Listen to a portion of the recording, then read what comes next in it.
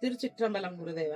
ಒಂದು ಗುರು ಅಂತ ಒಂದ್ಸರಿ ಮನ್ಸಲ್ಲಿ ಇರ್ಸ್ಕೊಂಡ್ಬಿಟ್ರೆ ಅದು ಅವ್ರ ಕಲ್ಪನೆ ಪ್ರಕಾರ ಹಾಗೇ ಇರ್ಬೇಕು ಅಂತ ಇರ್ತಾರೆ. ಅದ್ರಲ್ಲಿ ಒಂಚೂರು ವ್ಯತ್ಯಾಸ ಆದ್ರೆ ಅವ್ರ ಭಾವನೆ ಚೇಂಜ್ ಆಗುತ್ತಲ್ಲ, ಯಾಕೆ ಗುರುದೇವ? ಹಾಗೆ ಹೇಳ್ಲಿಕ್ಕೆ ಆಗುದಿಲ್ಲ. ಅರ್ಥ ಆಯ್ತಲ್ವ? ಇಲ್ಲೆಲ್ಲ ಪ್ರಪಂಚದಲ್ಲಿ ಸೃಷ್ಟಿ ಮಾಡಿದ ಮನುಷ್ಯನೇ, ದೇವರನ್ನೇ ಸೃಷ್ಟಿ ಮಾಡಿದ ಮನುಷ್ಯ. ಅವನಿಗೆ ಹೇಗೆ ಬೇಕಾಗಿ ಸೃಷ್ಟಿ ಮಾಡಿಕೊಂಡ.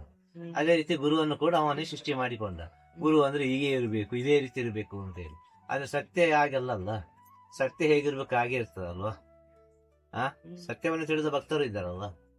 ಇಲ್ಲ ನೀವೆಲ್ಲ ಯಾಕೆ ಜೊತೆಗಿರ್ತೀರಿ? ಎಲ್ಲರಿಗೂ ಕಾಣೋದಿಲ್ಲಲ್ಲ ಅದು. ಕಾಣುವವರು ಅದನ್ನು ಒಪ್ಪಿಕೊಳ್ತಾರಲ್ವಾ ಆ ಸತ್ಯವನ್ನು. ಅವನು ಸತ್ಯವಂತ ಗುರುವಿಗೆ ಭಕ್ತರೇ ಇರುದಿಲ್ಲ, ಅದು ಗೊತ್ತುಂಟ. ಸತ್ಯವಂತ ಗುರುವಿನ ಜೊತೆ ಯಾರು ಇರುದಿಲ್ಲ. ಒಬ್ನೋ ಇಬ್ನೋ ಇಬ್ರು 4 ಜನ ಇದ್ರೆ ಬಹಳ ಜಾಸ್ತಿ, ಅದು ಹೆಚ್ಚು. ಅದು ಸತ್ಯವಂತ ಗುರುವಿನ ಜೊತೆ ಅವ್ರು ಅಡ್ಜಸ್ಟ್ ಆಗುದಿಲ್ಲ. ಅವ್ರ ಪ್ರಕೃತಿ ಆಗಿಕೊಂಡು ಆಗಿ ಹೋಗ್ತಾರ. ಅವ್ರು ನಿನಗೆ ಬೇಕಾದ್ರೆ ಬಾ ಅಷ್ಟೇ, ನನಗೆ ಬೇಕಾಗಿ ಬರ್ಬೇಡ. ನಿನಗೆ ಬೇಕಾದ್ರೆ ಬಾ, ನನ್ನಲ್ಲಿ ಏನುಂಟು ಕೊಡ್ತೇನೆ, ಬೇಕಾದ್ರೆ ತಕೊಂಡು ಹೋಗು, ಇಲ್ಲಾದ್ರೆ ಅಲ್ಲೇ ಬಿಟ್ಟು ಹೋಗು, ಇನ್ನೊಬ್ಬ ಬರ್ತಾನೆ ತಗೊಳ್ಲಿಕ್ಕೆ, ಅಷ್ಟೇ ಹೇಳೋದು. ಗುರುವೇ ಶರಣಂ. ಗುರುವೇ ಶರಣಂ. ನಮಃ ಶಿವಾಯ. ನಮಃ ಶಿವಾಯ. ನಮಃ ಶಿವಾಯ. ನಮಃ ಶಿವಾಯ. ನಮಃ ಶಿವಾಯ.